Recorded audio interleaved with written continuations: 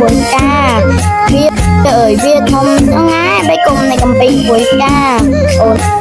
អើយចំបងសម្រាកំពីងពួយកាណែចំអូនយកដីកំពីងពួយកាណែចំអូនយកដីវាអើយវាធំទៅពេញក្រមុំអូនប្រញាប់យកដីវាអើយវាធំទៅពេញក្រមុំអូនប្រញាប់យកដីដៃខ្លួនដៃក្លិននៅស្មៃដៃព្រមចារីណែទៅយកដៃចាំងដៃព្រមចារីណែទៅយកដៃចាំង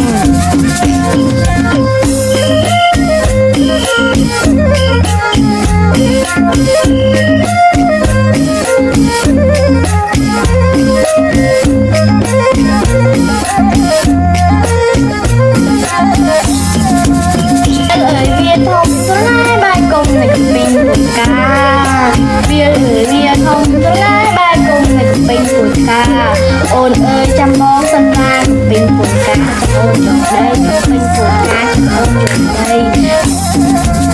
វាអើយវាធំទៅពេញក្រមុំមកបញ្ញាប់យកដីវាអើយវាធំទៅពេញក្រមុំមកបញ្ញាប់យកដី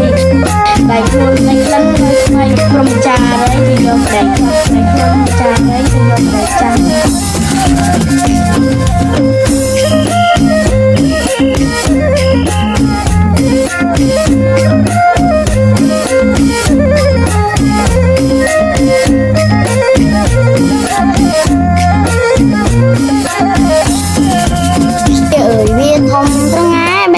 កំពីងពួយកាវាអើយវាធំស្ងាយបីគុំនៃកំពីងពួយកាអូនអើយចំបងសម្រាកំពីងពួយកាណែចំអូនយកដីកំពីងពួយកាណែចំអូនយកដីវាអើយវាធំទៅពេញក្រមុំអូនប្រញាប់យកដីវាអើយវាធំទៅពេញក្រមុំអូនប្រញាប់យកដីដៃខ្លួនដៃក្លិននៅស្មៃ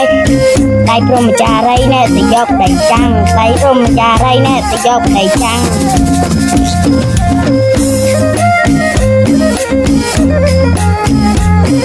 Thank you.